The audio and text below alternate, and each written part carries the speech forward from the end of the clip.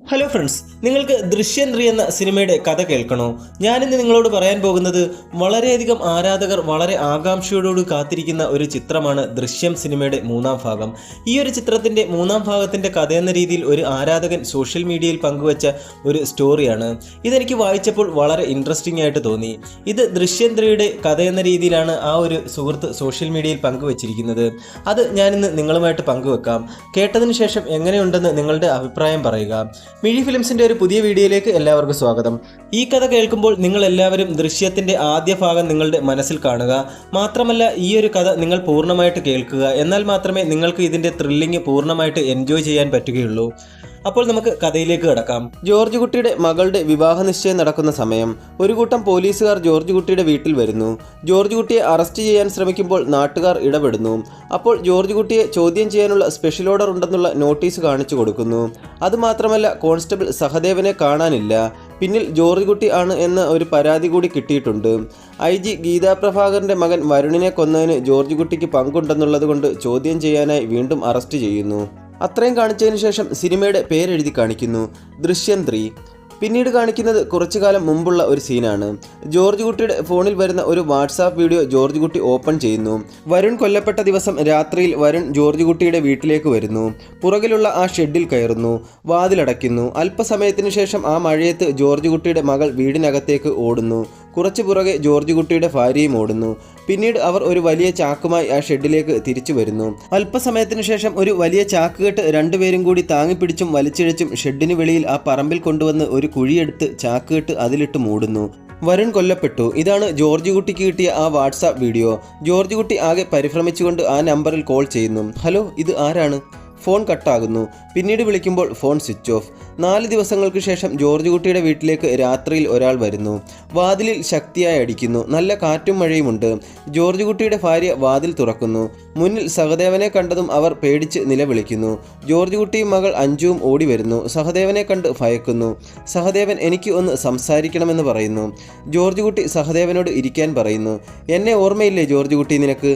ഞാൻ സഹദേവൻ കോൺസ്റ്റബിൾ ആണ്. നിന്റെ ഫോണിൽ 4 ദിവസം മുമ്പ് ഒരു വീഡിയോ ക്ലിപ്പ് അയച്ചത് ഞാനാണ്. ആ വീഡിയോ എൻ്റെ കയ്യിൽ എങ്ങനെ കിട്ടിയെന്ന് അറിയണ്ടേ? ആ വീഡിയോയിലുണ്ട് വരുൺ നിന്റെ വീട്ടിൽ വരുന്നതും കൊല്ലപ്പെടുന്നതും. എനിക്കിപ്പോൾ ജോലിയില്ലെന്നറിയാമല്ലോ. ഈ വീഡിയോ കാണിച്ച് നിന്നെ ലോക്കപ്പിലാക്കിയിട്ട് എനിക്ക് വലിയ ഗുണമൊന്നുമില്ല. എനിക്ക് ജീവിക്കാൻ പണം വേണം. 5 കോടി രൂപ എനിക്ക് വേണം. ആലോചിക്കാൻ ഒരു ദിവസം സമയം തരാം.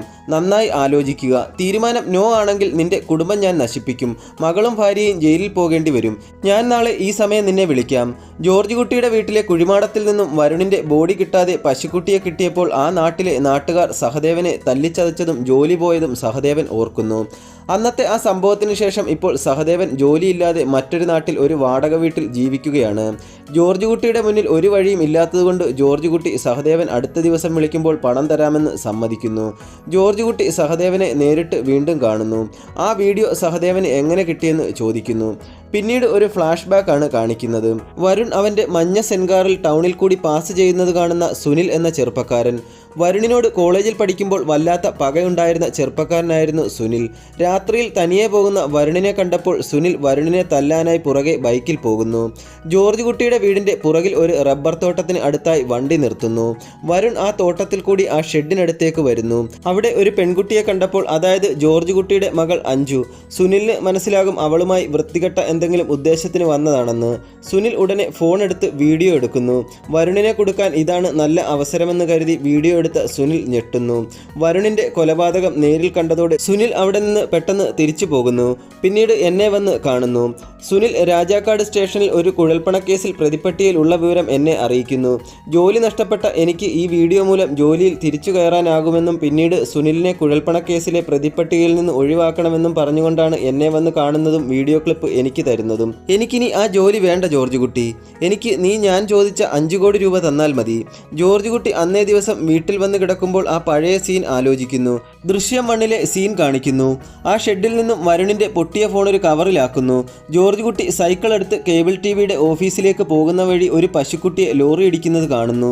ജോർജ് കുട്ടി അവിടെ നിൽക്കാതെ കയ്യിലുള്ള പൊട്ടിയ ഫോൺ കേബിൾ ടിവി ഓഫീസിന് പുറകിൽ ഒരു കുഴിയെടുത്ത് കുഴിച്ചു മൂടുന്നു. തിരിച്ചു വരുന്ന വഴിയിൽ വെച്ച് പശുക്കുട്ടി കിടക്കുന്നത് കാണുന്നു. അതിനെ എടുത്ത് സൈക്കിളിൽ കെട്ടിവലിച്ചുകൊണ്ടുവരുന്നു. വീട്ടിൽ കൊണ്ടുവന്ന് വരുണിന്റെ ബോഡി എടുത്ത് ആ കുഴിയിൽ പശുക്കുട്ടിയെ മൂടുന്നു. ശേഷം വരുണിന്റെ ബോഡി ആ പോലീസ് സ്റ്റേഷൻ സ്റ്റേഷനിൽ കൊണ്ടുവന്ന് കുഴിവെട്ടി മൂടുന്നു. ജോർജ് കുട്ടിയുടെ ചെറിയ മകൾ SSLC എക്സാം ഫുൾ A+ വാങ്ങിയപ്പോൾ അതിൻ്റെ സന്തോഷത്തിൽ അവർ മലമ്പുഴ ഗാർഡനിൽ ടൂർ പോകുന്നു. അവിടെ വെച്ച് ജോർജ് കുട്ടിയുടെ മൂത്ത മകളുടെ കൂടെ അന്ന് ക്യാമ്പിലുണ്ടായിരുന്ന ഒരു ഫ്രണ്ടിനെ കാണുന്നു. അച്ഛനെ മോൾ പരിചയപ്പെടുത്തുന്നു. അതിനുശേഷം തിരിച്ച് വീട്ടിൽ വരുന്നു. അന്ന് രാത്രി കിടക്കുമ്പോൾ മകളുടെ ഫോണിൽ ഒരു വീഡിയോ ക്ലിപ്പ് വരുന്നു. അവളുടെ ബാത്റൂം സീൻ. IG ഗീതാ പ്രഭാകറിൻ്റെ മോൻ വരുൺ മരിച്ചതോടെ ആ ക്ലിപ്പ് നശിച്ചുവെന്ന് കരുതി ആശ്വസിക്കുമ്പോൾ ആ ക്ലിപ്പ് വീണ്ടും. അവൾ ആ നമ്പറിൽ വിളിക്കാൻ ശ്രമിക്കുമ്പോൾ അത് സ്വിച്ച് ഓഫ് ആണ്. അവൾ വല്ലാതെ പേടിക്കുന്നു. അച്ഛനോടും അമ്മയോടും പറയാൻ ആലോചിക്കുന്നു. ജോർജ് കുട്ടി കേബിൾ TV ആ നാട്ടിലെ വലിയൊരു കോൺട്രാക്ടർക്ക് മറിച്ച് വിറ്റ ശേഷമാണ് ജോർജ് കുട്ടി സിനിമാ തിയേറ്റർ കെട്ടിയത്. മകളുടെ ഫോണിൽ വീണ്ടും ഒരു വോയിസ് മെസ്സേജ് കൂടി വരുന്നു. ഈ വീഡിയോ ക്ലിപ്പ് ഞാൻ ഇൻ്റർനെറ്റിൽ പോസ്റ്റ് ചെയ്യരുതെങ്കിൽ നാളെ രാവിലെ 10 മണിക്ക് നീ പാലക്കാട് കോട്ട മൈതാനത്ത് വരണം. എനിക്ക് നിന്നോട് സംസാരിക്കാനുണ്ട്. വരാതിരുന്നാൽ അറിയാമല്ലോ, നിന്റെ കുളിസീൻ ഇൻ്റർനെറ്റിൽ നോക്കിയാൽ മതി. ആ വോയിസ് കേട്ടതും അവൾ തിരിച്ചു വിളിക്കും. പക്ഷേ ഫോൺ സ്വിച്ച് ഓഫ് ആയിരുന്നു. അവൾ പരിഭ്രാന്തിയായി പഴയ കാര്യങ്ങളൊക്കെ ആലോചിക്കുന്നു. ആ വരുൺ കേസിൽ പോലീസ് അച്ഛനെയും അമ്മയെയും അനിയത്തിയെയും അവളെയും തല്ലിച്ചതച്ച ആ സീൻ കാണിക്കുന്നു. അവൾ അപ്പോൾ പേടിക്കുന്നു. അവൾ അങ്ങനെ നാളെ രാവിലെ പോകാൻ തീരുമാനിക്കുന്നു. അവൾ അയാളെ കാണുന്നു. അതെ, അന്ന് മലമ്പുഴയിൽ വെച്ച് കണ്ട ആ കൂട്ടുകാരൻ അലക്സ് തന്നെ. അവൾ ആശ്ചര്യത്തോടെ ആ വീഡിയോ ക്ലിപ്പ് നിനക്ക് എങ്ങനെ കിട്ടി, അത് ഡിലീറ്റ് ചെയ്യാനും ആവശ്യപ്പെടുന്നു. പിന്നെ വീഡിയോ കിട്ടിയ ഒരു സീൻ ഫ്ലാഷ് ബാക്ക് ആയിട്ട് കാണിക്കുകയാണ്. ദൃശ്യ സിനിമയിലെ ആ സീൻ. അവൾ കുളി കഴിഞ്ഞ് വരുമ്പോൾ ആ സീൻ ഫോണിലെടുത്ത ശേഷം വരുൺ ആ വീഡിയോ കൂട്ടുകാരനുമായി കണ്ട ശേഷം കൂട്ടുകാരൻ അവന് സെൻഡ് ചെയ്യാൻ പറയുമ്പോൾ ആദ്യം അവളെ എനിക്ക് വേണം, എന്നിട്ട് മതി നിനക്കെന്ന് പറയുകയും ക്യാമറ കുളിമുറിയുടെ ഒരു മൂലയിലേക്ക് പോവുകയും ചെയ്യുന്നു. അവിടെ മറ്റൊരു ഫ്രണ്ട് അലക്സ് ഇതൊക്കെ കണ്ടുകൊണ്ട് നിൽക്കുന്നു. ഇപ്പോൾ ഇവളെ ബ്ലാക്ക്മെയിൽ ചെയ്യുന്ന ആ ഫ്രണ്ട് മനസ്സിൽ ഉറപ്പിക്കുന്നു ആ വീഡിയോ ക്ലിപ്പ് വേണമെന്ന്. അങ്ങനെ ക്യാമ്പിൻ്റെ അവസാന ദിവസം ആ ഫ്രണ്ട് അലക്സ് വരുണിനോട് പറയുന്നു, ഇന്ന് നമുക്ക് ക്യാമ്പ് കഴിയുകയാണ്, ഇന്ന് എൻ്റെ വക ചെറിയൊരു ട്രീറ്റ് ഉണ്ടെന്ന്. അങ്ങനെ അന്ന് രാത്രി അവർ കൂടുന്നു. സമയം 8 മണി. ആ ഫ്രണ്ട് വരുണിനും കൂടെയുള്ള കൂട്ടുകാരന് നല്ലപോലെ മദ്യം കൊടുക്കുന്നു. അവർ ഫിറ്റായി അവിടെ കിടക്കുന്നു. ആ സമയം വരുണിൻ്റെ ഫോണിൽ നിന്നും കൂട്ടുകാരൻ ആ വീഡിയോ ക്ലിപ്പ് മോഷ്ടിക്കുന്നു. ഇങ്ങനെയാണ് അവന് ആ വീഡിയോ കിട്ടിയത്. ഇതോടെ ഫ്ലാഷ് ബാക്ക് കഴിയുന്നു. അവൾ പൊട്ടിക്കരയുകയാണ്. എൻ്റെ ജീവിതം നശിപ്പിക്കരുത്, പ്ലീസ് എന്നെ ഉപദ്രവിക്കരുത്. അപ്പോൾ അവൻ അവളോട് ഒരു രാത്രി എനിക്ക് നിന്നെ വേണമെന്ന് പറയുന്നു. നല്ലതുപോലെ ആലോചിക്കൂ, എന്നിട്ട് നാളെ പറഞ്ഞാൽ മതി. പക്ഷേ തീരുമാനം എസ് ആവണം, അല്ലെങ്കിൽ ഇത് ലോകം മുഴുവൻ കാണും. ഞാനും നീയുമല്ലാതെ മറ്റൊരാൾ അറിഞ്ഞാൽ എന്ന് പറഞ്ഞ് അവൻ നിർത്തുന്നു. അവൾ ഭയത്തോടെ വീട്ടിൽ പോകുന്നു. അച്ഛനോട് അവൾ കാര്യങ്ങളെല്ലാം പറയുന്നു. അച്ഛൻ പറയുന്നു, വരുണിനെ പറഞ്ഞയച്ച ഇടത്തേക്ക് അവനെ കൂടി പറഞ്ഞയക്കണം, ഇല്ലാതെ നമുക്ക് സമാധാനമായി ജീവിക്കാൻ കഴിയില്ല. അവനോട് പറയുന്ന സ്ഥലത്തേക്ക് വരാമെന്ന് പറയൂ, ബാക്കി അച്ഛൻ നോക്കിക്കോളാമെന്ന് പറയുന്നു. അവൾ അതുപോലെ തന്നെ പറയുകയും ചെയ്യുന്നു. ഇത്രയും കാണിച്ചതിന് ശേഷം പിന്നീട് ഇൻ്റർവെല്ലാണ്. പിന്നീട് കാണിക്കുന്നത് ജോർജ് കുട്ടിയുടെ കേബിൾ TV നാട്ടിൽ തന്നെയുള്ള ഒരു വലിയ കോൺട്രാക്ടർക്ക് വിറ്റപ്പോൾ അയാൾ അതൊരു JCB കൊണ്ട് പൊളിച്ചു മാറ്റി അവിടെ ഒരു ഷോപ്പിംഗ് മാൾ പണിയാനായി പൊളിക്കുന്നു. അപ്പോൾ ഒരു കവർ കിട്ടുന്നു. അതിനകത്ത് ഒരു ഫോണിൻ്റെ കുറച്ച് പൊട്ടിയ ഭാഗങ്ങൾ കിടക്കുന്നു. അതിനുള്ളിൽ ഒരു ചെറിയ മെമ്മറി കാർഡ് കിടക്കുന്നു. അത് കോൺട്രാക്ടർ ഒരു ഫോണിൽ ഇട്ടപ്പോൾ അതിൽ വരുണിൻ്റെ ഫോട്ടോസ് കാണുന്നു. പിന്നെ ശ്രദ്ധിച്ചു നോക്കിയപ്പോൾ വരുൺ കൊല്ലപ്പെടുന്ന വീഡിയോ. അതായത് വരുണിനെ അഞ്ജു അടിച്ചതും ഫോൺ താഴെ വീഴുന്നു. അപ്പോൾ അത് ക്യാമറ ഓൺ ആയിരുന്നു. വീഡിയോ റെക്കോർഡ് ആവുന്നുണ്ടായിരുന്നു. അതിൽ അഞ്ജു വരുണിനെ അടിച്ചു കൊല്ലുന്നതും കാണുന്നു. ഇത്രയും കാണിച്ചതിന് ശേഷം പിന്നീട് ആ മെമ്മറി കാർഡിൽ എന്തുണ്ടെന്ന് കാണിക്കുന്നില്ല. അതൊരു സസ്പെൻസായിട്ട് നിർത്തുകയാണ്. പിന്നീട് കാണിക്കുന്നത് ഡിസംബർ 24 രാത്രി 11 മണിക്ക് ജോർജ് കുട്ടിയുടെ വീട്ടിലേക്ക് വരാൻ ജോർജ് കുട്ടിയുടെ മകൾ വരുണിൻ്റെ കൂട്ടുകാരനോട് പറയുന്നു. ആ കൂട്ടുകാരൻ അലക്സ് ആ ഷെഡിലേക്ക് വരുന്നു. അവിടെ വെച്ച് ജോർജ് കുട്ടി ആ കൂട്ടുകാരനെ കീഴ്പ്പെടുത്തി വീട്ടിലൊരു മുറിയിൽ പൂട്ടിയിടുന്നു. മകളെ ബ്ലാക്ക്മെയിൽ ചെയ്യുന്ന അവനെ പോലീസിനെ വിളിച്ചു വരുത്തി അറസ്റ്റ് ചെയ്യുന്നു. പിന്നീട് കാണിക്കുന്നത് CCTVയുടെ സാന്നിധ്യമില്ലാത്ത ഒരു ഉൾപ്രദേശത്തെ ഒരു പഴയ ഓടിട്ട വീട്. ആൾതാമസമില്ലാത്ത ആ വീട്ടിലേക്ക് സഹദേവനോട് 5 കോടി രൂപ തരാമെന്നും പറഞ്ഞ് ആ വീട്ടിലേക്ക് രാത്രി 10:30 വരണമെന്നും ജോർജ് കുട്ടി പറയുന്നു. ജോർജ് കുട്ടി പ്രതീക്ഷിച്ചതുപോലെ സഹദേവൻ വരുന്നു.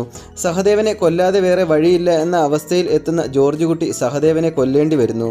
സഹദേവൻ്റെ ബോഡി അവിടെ നിന്നും ഒരു ചാക്കിൽ കെട്ടി ജോർജ് കുട്ടി വേറെ ഒരിടത്തേക്ക് കൊണ്ടുപോകുന്നു. സഹദേവൻ്റെ ഭാര്യ സഹദേവനെ കാണാനില്ല എന്ന പരാതിയുമായി പോലീസ് സ്റ്റേഷനിൽ വരുന്നു. സഹദേവനെക്കുറിച്ച് അന്വേഷിക്കുന്നു. അവസാനമായി സഹദേവൻ്റെ ഫോൺ ടവർ കാണിച്ച ലൊക്കേഷൻ കണ്ടെത്തുന്നു. അവിടെ സെർച്ച് ചെയ്യുമ്പോൾ സഹദേവൻ്റെ ഫോൺ കണ്ടെത്തുന്നു. വേറെ തെളിവുകൾ കിട്ടുന്നില്ല. അവസാന കോൾ സഹദേവനെ കാണാതായ ദിവസം ജോർജ് കുട്ടിയാണ് വിളിച്ചിരിക്കുന്നതെന്ന് മനസ്സിലാക്കുന്നു. ജോർജ് കുട്ടിയെ പോലീസ് ചോദ്യം ചെയ്യുന്നു. സഹദേവനെ കാണാതായ ദിവസം അന്ന് ഡിസംബർ 31 ന്യൂ ഇയർ ആഘോഷിക്കാൻ ജോർജ് കുട്ടി ഫോർട്ട് കൊച്ചിയിൽ ഉള്ളതായി തെളിവുകൾ ഉണ്ടാക്കുന്നു. അതുകൊണ്ട് തന്നെ ജോർജ് കുട്ടിയും കുടുംബവും ഫോർട്ട് കൊച്ചിയിൽ ന്യൂ ഇയർ ആഘോഷിക്കാൻ 2 ദിവസം മുന്നേ പിന്നെ അവിടെ ഉള്ളതായി തെളിവുകൾ ജോർജ് കുട്ടി ഉണ്ടാക്കിയിട്ടുണ്ടാകും. പോലീസ് ചോദ്യം ചെയ്യുമെങ്കിലും ജോർജ് കുട്ടിക്കെതിരായ തെളിവുകൾ കിട്ടുന്നില്ല. സഹദേവന്റെ ബോഡി കിട്ടാത്തതുകൊണ്ട് കൊലപാതകമാണെന്ന് ഉറപ്പിക്കാൻ കഴിയില്ല. അതുകൊണ്ട് മിസ്സിംഗ് കേസായി പോലീസ് അന്വേഷണം തുടരും. എല്ലാ ആഴ്ചയും പോലീസ് സ്റ്റേഷനിൽ വന്ന് ഒപ്പിടണമെന്ന നിബന്ധന ഉള്ളതുകൊണ്ട് ജോർജ് കുട്ടി പോലീസ് സ്റ്റേഷനിൽ വന്ന് ഒപ്പിടുന്ന സമയം അവിടുത്തെ പുതിയ SI ജോർജ് കുട്ടിയോട് സഹദേവന്റെ ബോഡി കിട്ടുന്നതുവരെ നിനക്ക് ആയുസുള്ളൂവെന്ന ഭീഷണി പറയുമ്പോൾ ജോർജ് കുട്ടി ചിരിച്ചുകൊണ്ട് നടക്കുന്നു. അപ്പോൾ ആ സീനിൽ ക്ലൈമാക്സിൽ ജോർജ് കുട്ടിക്കും ദൈവത്തിനും മാത്രം അറിയാവുന്ന ആ സസ്പെൻസ് കാണിക്കുന്നു. പക്ഷേ ആ സസ്പെൻസ് എന്താണെന്ന് മാത്രം നമ്മുടെ കഥ എഴുതിയ ആ ഒരു വ്യക്തി ഇവിടെ പറയുന്നില്ല. അത് അദ്ദേഹം സസ്പെൻസായിട്ട് നിർത്തുകയാണ്. നിങ്ങൾക്ക് ഈ കഥ ഇഷ്ടപ്പെട്ടോ? ഇഷ്ടപ്പെട്ടെങ്കിൽ ഇതിൻ്റെ ക്ലൈമാക്സ് എങ്ങനെയായിരിക്കുമെന്ന് നിങ്ങളുടെ ഭാവനയിൽ നിങ്ങൾ കമൻറ്റ് ബോക്സിൽ എഴുതുക. പിന്നെ വേറൊരു കാര്യം കൂടി പറയാനുണ്ട്. ദൃശ്യം 3യുടെ കഥയെന്ന രീതിയിൽ വേറെ 2 വീഡിയോ കൂടി ഞാൻ ഇതിനു മുമ്പ് ചാനലിൽ അപ്ലോഡ് ചെയ്തിട്ടുണ്ട്. അതും നല്ല കിഡിലൻ ത്രില്ലർ വീഡിയോ ആണ്. നിങ്ങൾ ആ വീഡിയോ കൂടി ഒന്ന് കണ്ടു നോക്കുക. അതിൻ്റെ ലിങ്ക് ഞാൻ കമൻറ്റ് ബോക്സിൽ പിൻ ചെയ്ത് വെക്കാം. അതുകൂടി കണ്ടിട്ട് ഇതിൽ ഏതാണ് നിങ്ങൾക്ക് ഇഷ്ടപ്പെട്ടതെന്ന് നിങ്ങളുടെ അഭിപ്രായങ്ങൾ നിങ്ങൾ പറയുക. ഇന്നത്തെ വീഡിയോ നിങ്ങൾക്ക് ഇഷ്ടപ്പെട്ടെന്നുണ്ടെങ്കിൽ ചാനലൊന്ന് സബ്സ്ക്രൈബ് ചെയ്യുന്ന കാര്യം പരിഗണിക്കുക. കൂടാതെ വീഡിയോ ഒന്ന് ലൈക്ക് ചെയ്യുക, ഷെയർ ചെയ്യുക. അപ്പോൾ പുതിയൊരു വീഡിയോയുമായിട്ട് ഉടനെ എത്താം.